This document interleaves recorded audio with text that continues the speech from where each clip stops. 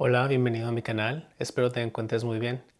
El día de hoy vamos a analizar las etapas de evolución del ser, las etapas que requiere la conciencia para expandirse de los niveles más básicos o del miedo hacia los más altos o del amor.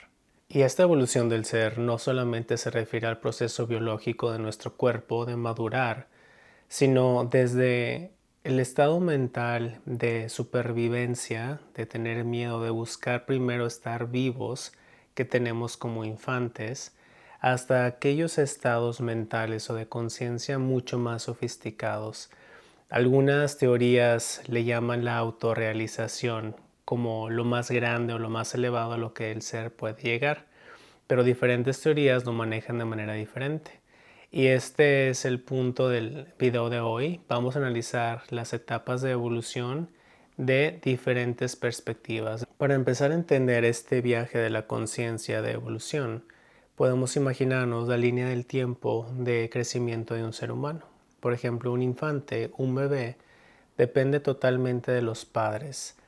El propósito es que el bebé sobreviva, solamente sabe dormir y comer, está empezando a habitar su cuerpo. Es un nivel muy básico de supervivencia. Durante la adolescencia, el cuerpo ya está un poco más desarrollado, pero la identidad apenas se está formando. El adolescente por lo común intenta encajar, adaptarse a su entorno, no sobresalir mucho. Todavía está buscando su lugar en la sociedad. Y el concepto del yo propio, de la identidad, se compone a partir de lo que los demás digan y piensen de ti, por esta necesidad de encajar, de adaptación. El adulto maduro, digamos entre los 20 y los 30, ya ha aprendido a sobrevivir económicamente, a tener una profesión o tener un oficio. Y en esta etapa de adulto también empiezan los primeros momentos de cuestionar las cosas que se han aprendido en el pasado. De quizá lo que aprendí en la adolescencia y en la niñez ya no va con la realidad que yo estoy experimentando como un adulto. Un adulto maduro en esta etapa ya no busca encajar, sino es curioso cómo en vez de buscar ser igual que los demás, ahora buscas sobresalir, ahora buscas crear una identidad propia.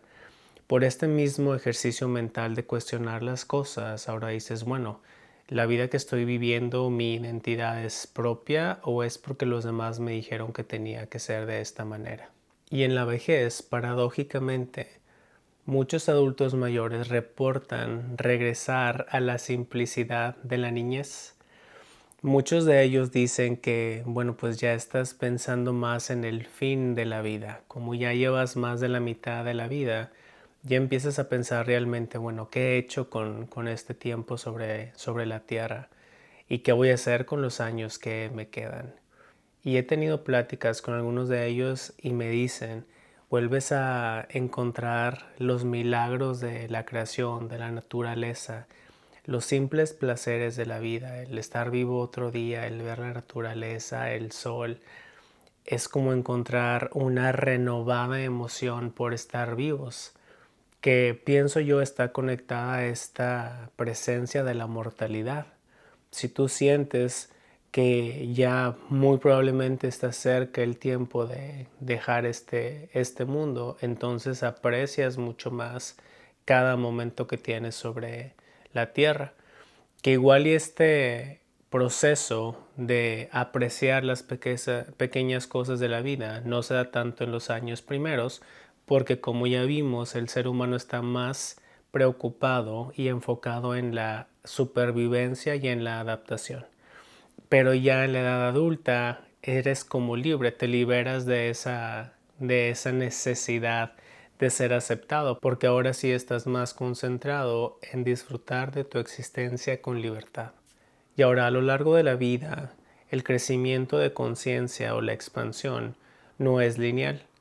Todos lo experimentamos de diferente manera y a diferente ritmo. Por ejemplo, si una persona tuvo algunos eventos muy significativos en su vida, no sé, quizá tuvo pérdidas muy fuertes de joven o quizá tuvo cambios dramáticos en su núcleo familiar de joven o quizá tuvo circunstancias fuera de lo común en alguna parte de la vida, entonces la conciencia puede dar saltos muy drásticos. O también personas pueden experimentar una crisis existencial que normalmente se da en la etapa adulta y la adulta madura, en donde empiezas a cuestionarte el propósito de tu vida y si realmente te gusta la vida que estás viviendo. Este es otro evento que puede catalizar una expansión rápida de conciencia o un salto de conciencia drástico. Y si estás en este canal, seguramente igual que a mí, te interesan los temas de psicología, de desarrollo del ser, de evolución. Y por eso me parecía fascinante explorar esta evolución del ser humano desde diferentes perspectivas. Y vamos a ver cómo diferentes civilizaciones tenían una diferente cosmovisión de cómo el ser humano experimentaba las etapas de su vida. Pero para comprender más a fondo el viaje de desarrollo del alma, resulta relevante conocer el concepto de alquimia. Este es un concepto que tenían las civilizaciones antiguas para describir la evolución del ser humano. Y originalmente la alquimia estaba más relacionada con la química. Se decía que era el arte de convertir metales pesados como el plomo en metales preciosos como el oro. Para las masas, desde un punto de vista exotérico, era este proceso químico de la transformación de metales. Sin embargo, desde sus orígenes más profundos, sobre todo dentro del hermetismo, la alquimia nunca fue solamente un proceso material. Siempre fue, ante todo, un lenguaje simbólico para describir la evolución del ser humano. Cada evento, cada situación que nos pasa en la vida es una oportunidad de ir refinando y avanzando más nuestra conciencia. El plomo simboliza los estados más densos del ego, el miedo y la ignorancia. Y el oro representa aquellos estados mucho más sofisticados de la conciencia, el amor, la unidad y la sabiduría. El conocimiento alquímico anteriormente se transmitía de forma iniciática.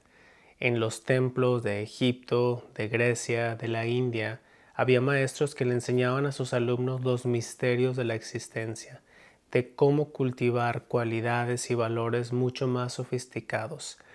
Filosofía, unidad con los otros, comunión con la naturaleza, higiene, trabajo personal, unas técnicas de autoexploración y autocomprendimiento que llevaban al iniciado a una conciencia mucho más elevada. Y no solamente buscaba el enfoque propio, sino el enfoque en los demás, en la comunidad, en la belleza, en el arte, la filosofía y la naturaleza. El objetivo final de la alquimia no era el poder, sino la sabiduría, la iluminación del ser.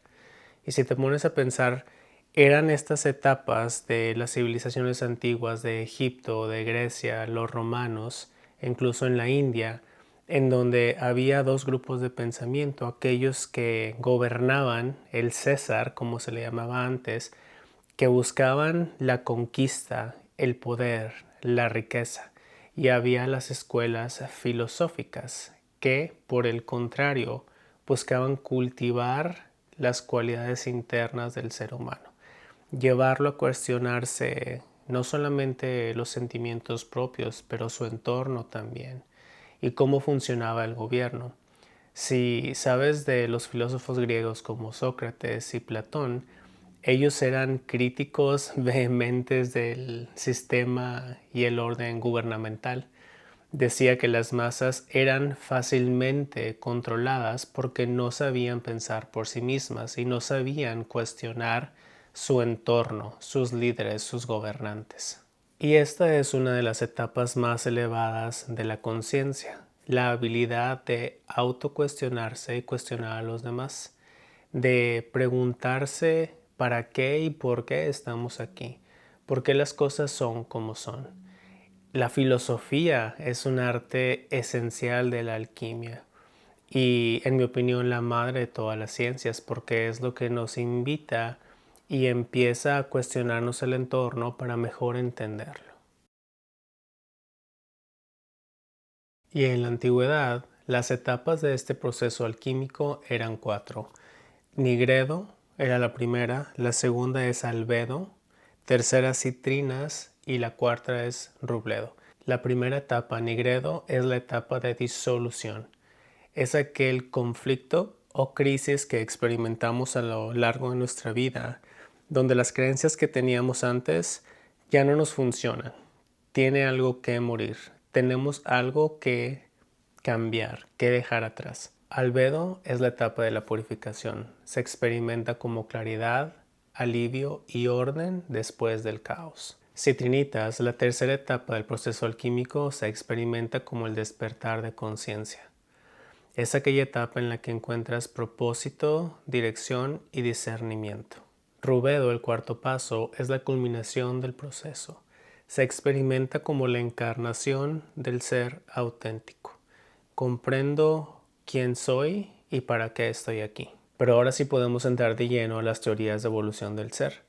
La primera, que es mi favorita, viene de la India, que es el sistema de los chakras, y que en mi opinión es la que explica más claramente cada una de las etapas que vive el ser humano y cómo se experimentan en la vida cotidiana. Más recientemente tenemos también la pirámide de motivación de Maslow, que era un psicólogo de aquí de Brooklyn, de Nueva York. Y también vamos a revisar la cosmovisión que tenían los mayas de este viaje del alma en ascensión. Y ahora sí podemos empezar a revisar el sistema de los 7 chakras que vienen de la India.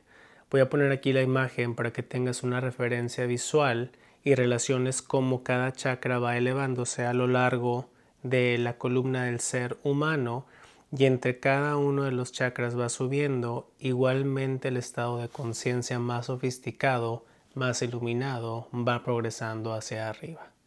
El primero de estos es el chakra raíz. El chakra raíz, que está en la base de la columna vertebral, aquí abajo, es un chakra rojo y su función se relaciona con la supervivencia, la seguridad, la conexión con el cuerpo físico. Es este instinto de supervivencia que siempre te está advirtiendo de los peligros, que está encargado de que tú estés seguro y permanezcas con vida. Se dice también que es el lugar en donde reside la energía del Kundalini, que es de las energías más poderosas que tiene el ser humano. Es la energía vital que nos da seguridad y estabilidad.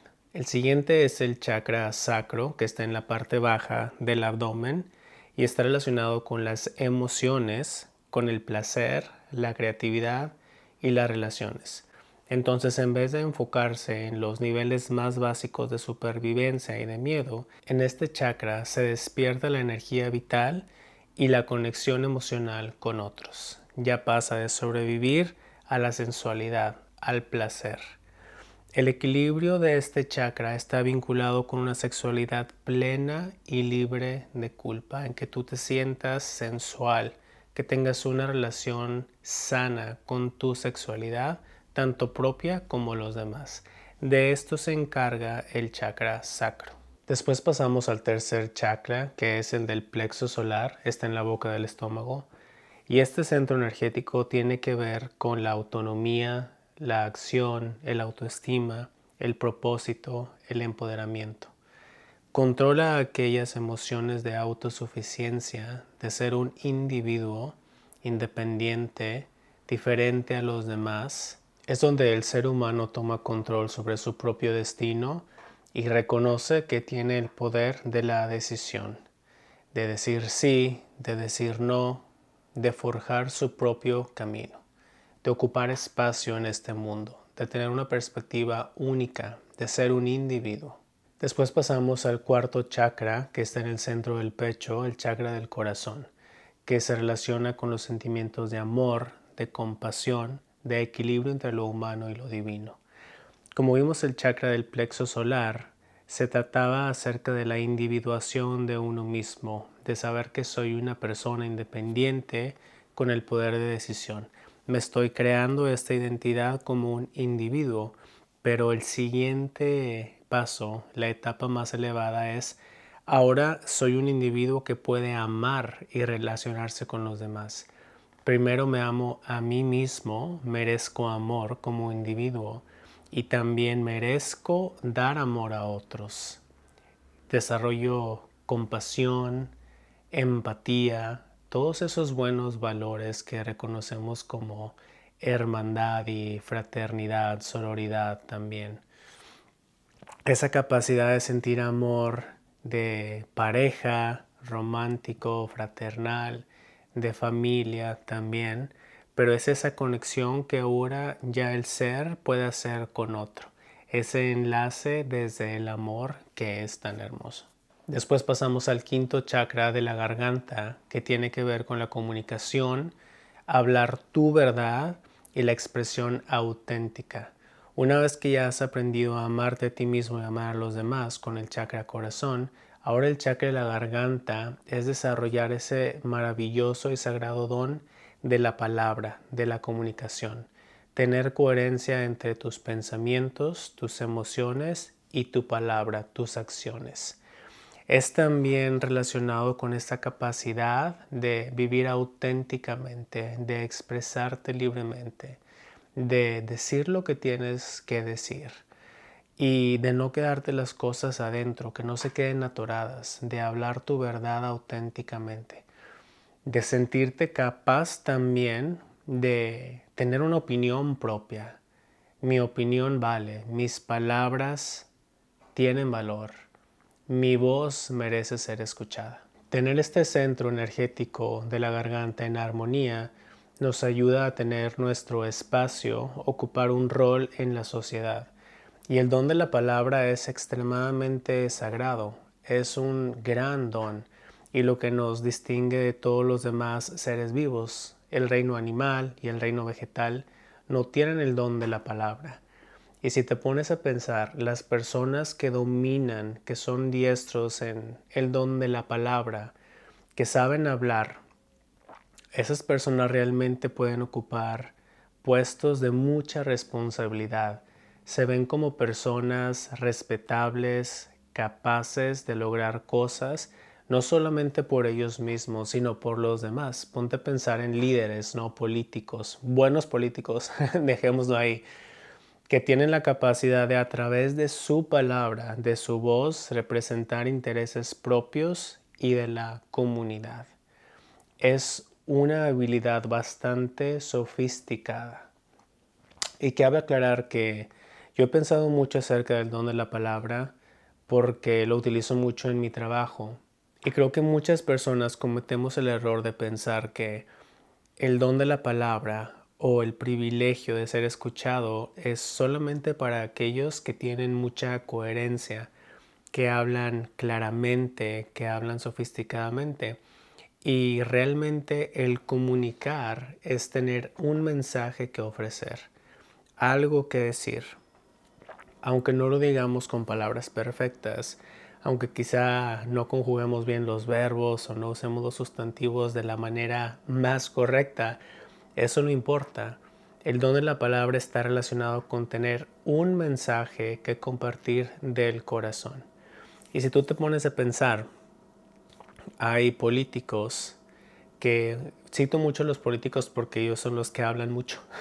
Entonces, si te pones a pensar, muchos políticos pueden ser muy diestros en utilizar el lenguaje, pero en realidad no causan ninguna empatía, o sea, no te puedes relacionar con ellos, no te ves identificado en ellos porque pueden parecer muy fríos o muy inauténticos, poco genuinos. Y en cambio hay personas que quizá no tienen el mejor léxico, las mejores palabras, pero que tienen un mensaje que llega al corazón, que realmente es trascendental. Me pongo a pensar, por ejemplo, de estos activistas que han vivido situaciones muy fuertes. Malala, esta mujer que ha pasado muchas tribulaciones en su vida, pero que entonces hablan y comparten no solamente sus experiencias, sino lo que han aprendido de esas experiencias. Y eso es una buena utilización del lenguaje, del chakra de la garganta. El poder transmitir mis ideas, de poder bajar del mundo a los pensamientos mental al mundo físico el mensaje a través de la voz, de la palabra, de los mensajes. Y después vamos al sexto chakra, que es el del tercer ojo y se encuentra aquí enfrente de las cejas. Y este chakra tiene que ver con la intuición, con la visión interior, con la sabiduría. Como ya ves, pues estos ya son los niveles más altos, más sofisticados. Y es que una vez que el ser humano ya ha aprendido a lidiar con la materia, con este mundo físico, que ya sabe hablar, que ya tiene una autoestima sana, que ya sabe vivir su sensualidad y sexualidad y sabe tener una relación con todos estos aspectos sana, entonces el chakra del tercer ojo te da la habilidad de la intuición, de conectarte con las cosas y la sabiduría más allá de la materia. Entonces los chakras de abajo te conectan entre la materia y el individuo, pero el tercer ojo ya te lleva más allá.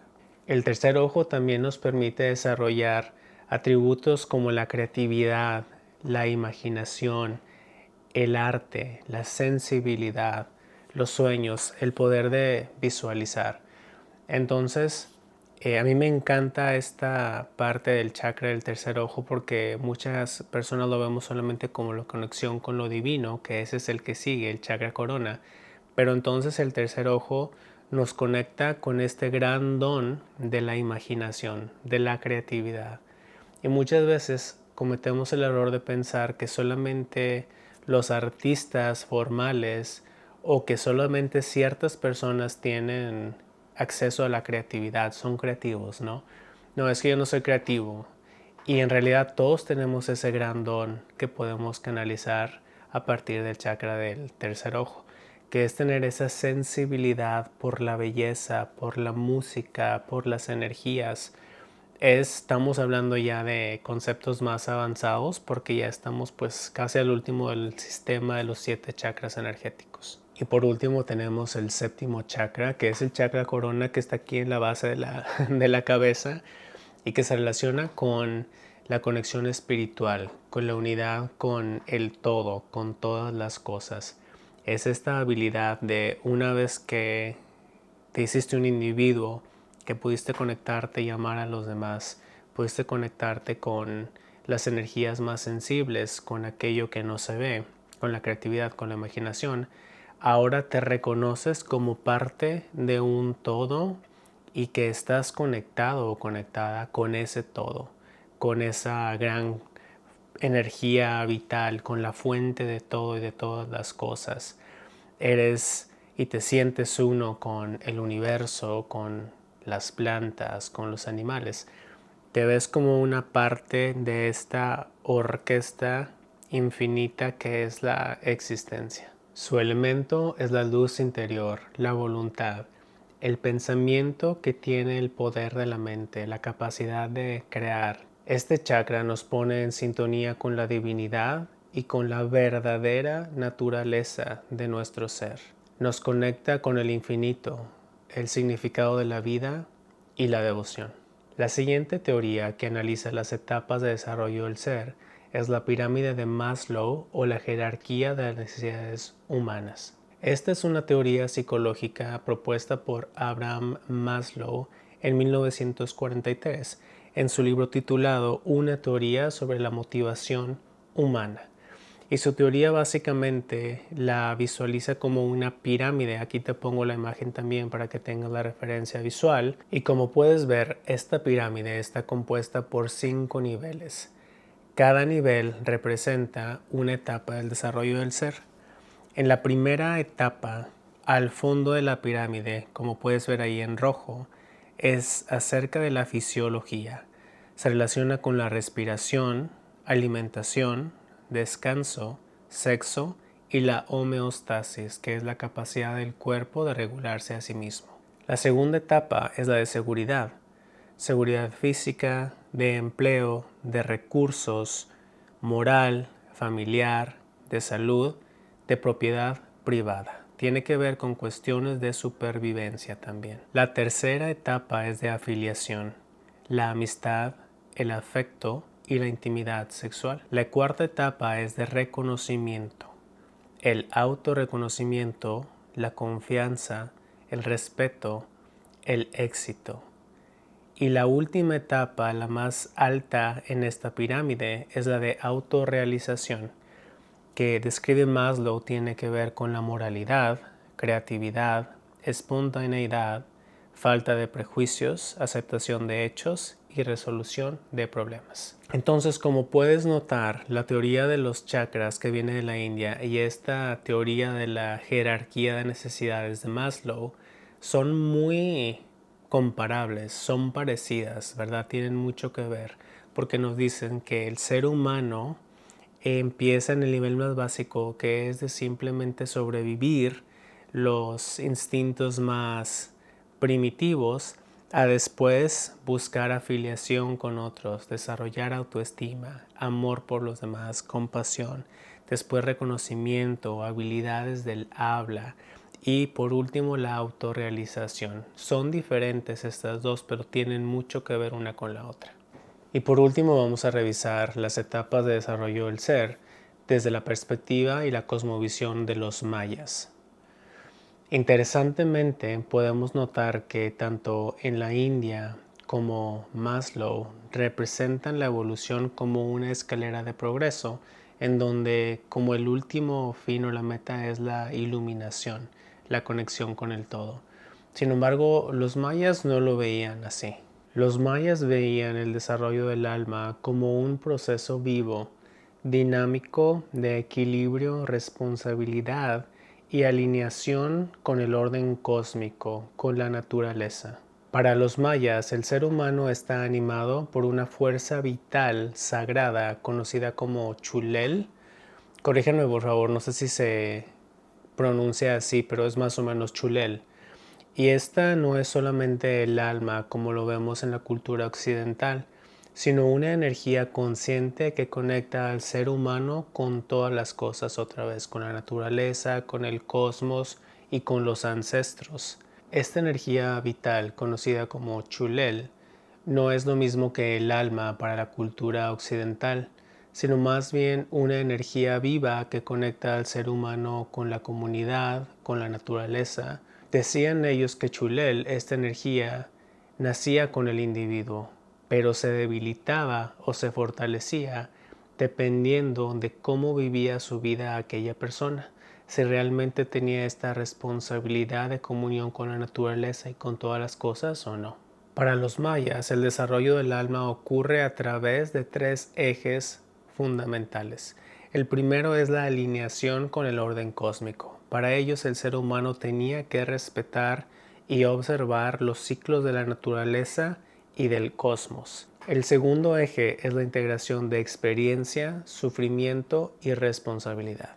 Las dificultades, enfermedades y pérdidas, retos en general, no eran castigos, simplemente momentos de ajuste de esta energía llamada Chulel. Y el alma avanzaba dependiendo de cómo reaccionaba a estas pruebas, a estos momentos.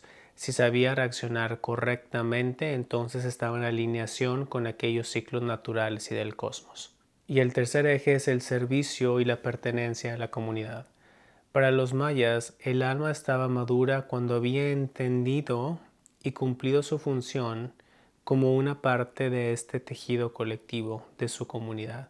Se había aprendido a respetar a la naturaleza, a sus ancestros y a su comunidad, entonces había el alma cumplido su propósito. La muerte no marcaba el fin del desarrollo del alma.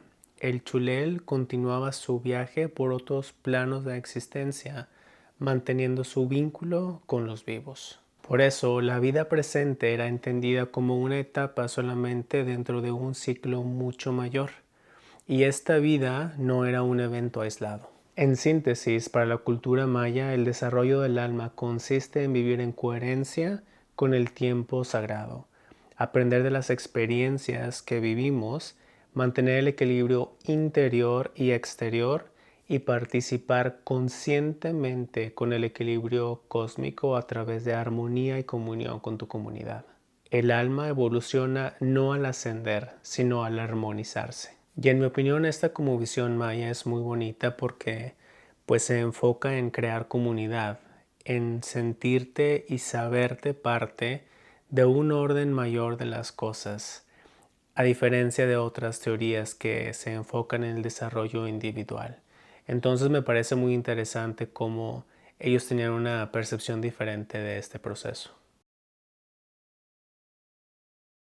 Pero bueno, ahora que ya hemos revisado diferentes teorías acerca de la evolución del ser, podemos preguntarnos qué puede hacer, qué bloqueos puede haber para que yo pase de una etapa a la siguiente. Y la respuesta es no superar el pasado. El apego a una etapa anterior, a un nivel inferior, el no querer dejar ir ese nivel de cosas va a prevenir que nosotros sigamos avanzando en el camino. También el no lidiar con los retos, con los traumas, con las situaciones complicadas que hemos experimentado, lo que Carl Jung le llamaba la sombra, esos retos, esas cosas que no queremos ver, que no queremos lidiar con ellas, que no queremos trabajar en ellas, nos va a impedir que nosotros sigamos avanzando al siguiente nivel.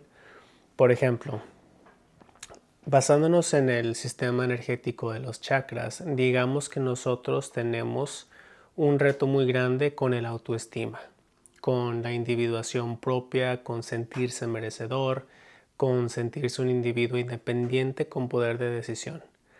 Sabemos que hay un problema ahí, pero lo ignoramos, lo metemos en la sombra, en esas cosas que no queremos reconocer.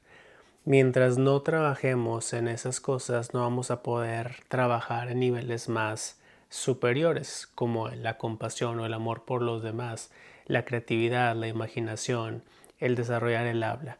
Como son niveles más sofisticados, nos va a mantener atorados en un nivel más bajo el no lidiar con esos problemas que tenemos, con esos retos. Y ese es el mapa del desarrollo personal para mí, en mi opinión. Cuando tus experiencias de vida te provocan retos y complicaciones, ese es el camino que viniste a vivir, el trabajar esas cosas, no experimentarlas solamente, sino el trabajar para superar esos retos, esas experiencias que fueron menos que positivas. Entonces, en este ejemplo, si tú sabes que tienes un problema de autoestima, eso es lo que hay que trabajar. En eso tienes que prestar tu atención.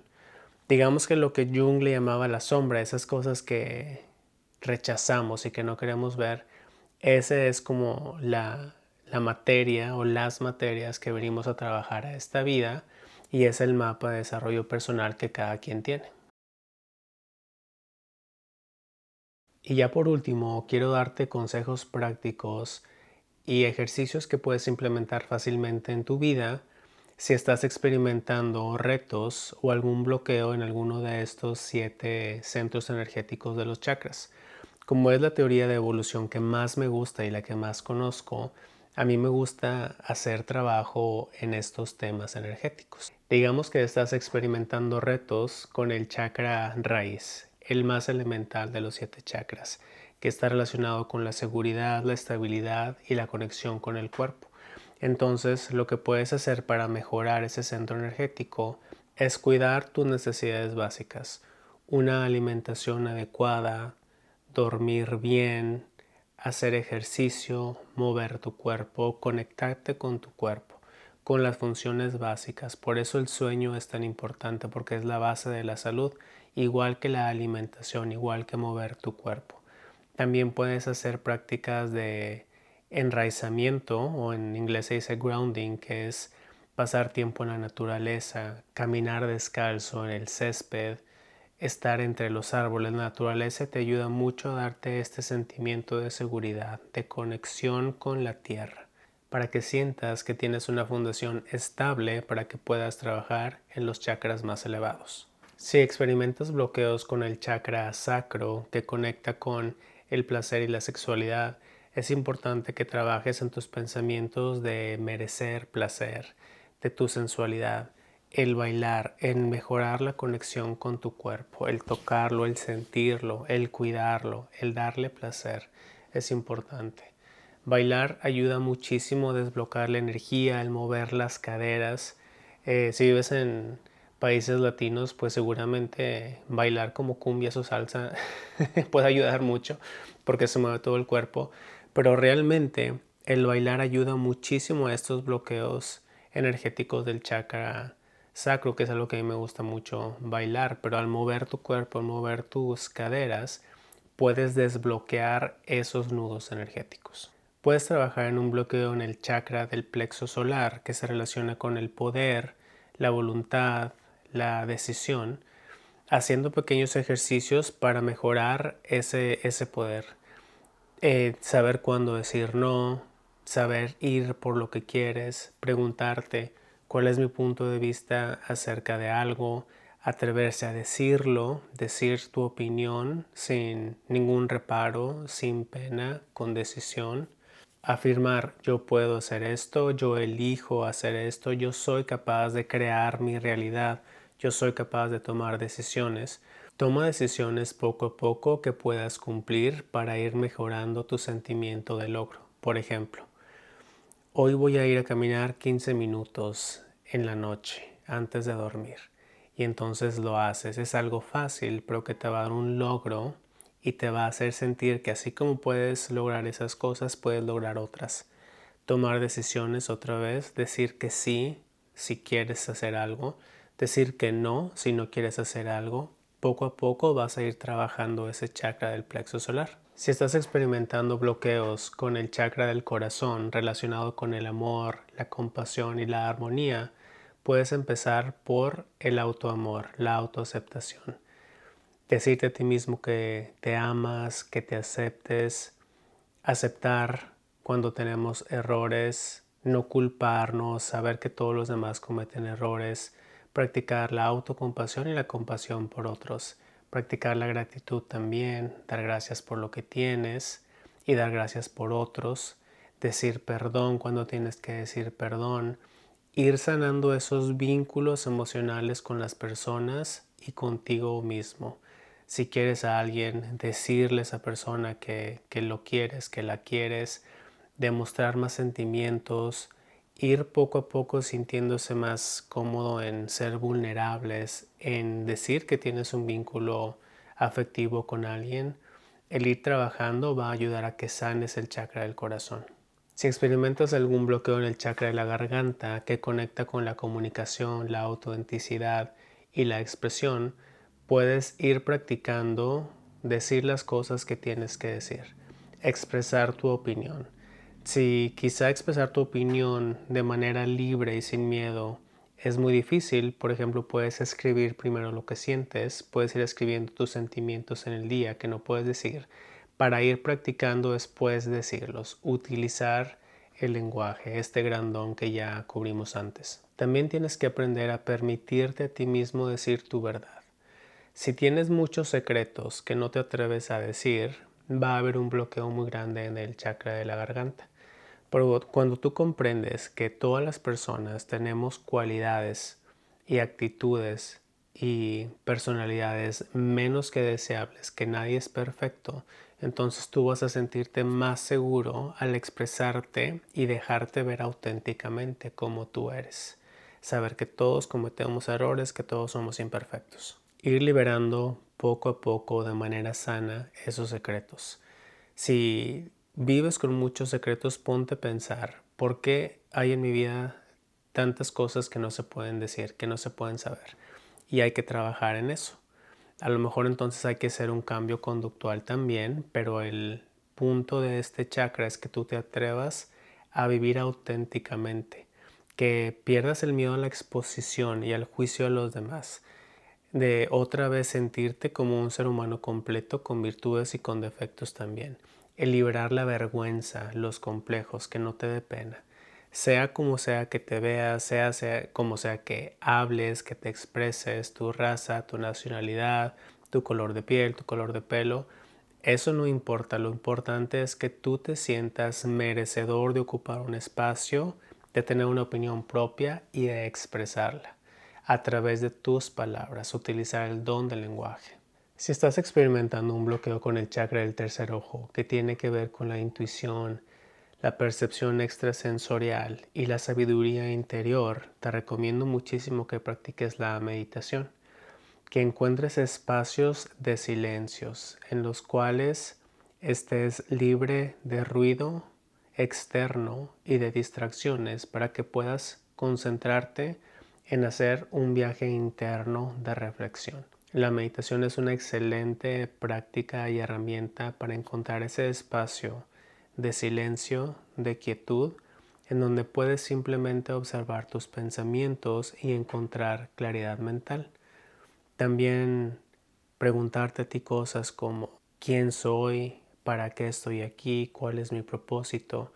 Esas preguntas que te van a ayudar a explorar el significado de tu experiencia en esta vida, de este corto viaje que experimentamos en el planeta Tierra. También puedes hacer ejercicios de visualización en donde utilices tu imaginación. Aquí en el canal tengo meditaciones guiadas donde combino meditación con visualización y esos ejercicios te van a ayudar a activar este chakra del tercer ojo. Vas a saber utilizar tu imaginación, vas a poder visualizar, vas a poder hacer introspección y poco a poco con el tiempo vas a ver la diferencia. Y yo lo hice, ya tengo que aproximadamente 4 años meditando, sí, 3 y medio por ahí, casi 4. Y sí se ve un progreso increíble. Cuando empiezas a meditar es muy difícil, es como cualquier otro músculo que no esté entrenado. Entonces te va a ser difícil encontrar ese silencio y no juzgar tus pensamientos. Pero con el tiempo, este ambiente o este estado mental de claridad, de quietud y de calma, vas a experimentarlo afuera de este ejercicio meditativo, no solamente cuando estés meditando. Entonces, yo puedo testificar esa diferencia que aprende tu mente a partir de la meditación y de trabajar con tu chakra del tercer ojo a tener claridad mental. Cuando pasan cosas externamente ya no reaccionas inmediatamente, ya puedes observarlas con calma, tomar un momento, respirar y pensar con claridad. Y por último, cuando estás experimentando retos con el chakra de la corona, que es el más elevado de este sistema energético de chakras y relacionado con la espiritualidad, la unidad y la conexión con el todo, con la fuente, con el creador de todas las cosas, también te recomiendo mucho la meditación. Y no solamente la meditación, sino aprender a escuchar a tu intuición, a dejarte sentir esa conexión con el todo y dejar de sobrepensar las cosas. Obviamente la mente es una gran herramienta y el pensamiento crítico y racional es muy valioso para nuestro mundo físico, pero también trata de hacer espacio para esas cosas en las cuales no tienes la respuesta y que no sabes qué va a pasar y que hay incertidumbre y que no hay certeza total, pero que confías en esa guía de algo más grande que tú mismo, en esa fuente de todas las cosas. El aprender a vivir cómodamente en este espacio en el que no se tienen todas las respuestas acerca de la existencia, ni del futuro, ni de lo que va a pasar, pero vivir en armonía, en conexión y en certeza total de esa fuente que te cuida, que te guía y que te respalda, es como se sana este chakra de la corona. Es dejarte a ti experimentar esa conexión con el todo que te sostiene, que te guía, que te da la vida y de la que eres parte fundamentalmente. También te recomiendo mucho la lectura, el estudio de las escrituras sagradas de diferentes filosofías, independientemente de la religión que seas. Buscar información de sabiduría ancestral, de conocimiento sagrado, te va a ayudar a ti a abrir tu mente a esta fuente de todas las cosas, a entender cuáles son los orígenes de la energía, del universo, cómo se manifiesta el todo. Estudiar estos textos que a ti te atraigan, que a ti te llamen la atención, te va a ayudar a tener una conexión más profunda con esta fuente universal. Y lo bonito de esto es que no tienes que suscribirte a una sola religión o a una sola teoría. El mundo es diverso por naturaleza y hay una razón para la que haya diversidad de opiniones, de creencias, de religiones, para que cada quien encuentre el camino. En mi opinión personal, todos los caminos llevan al mismo destino, que es la fuente de todas las cosas, Dios, el Creador.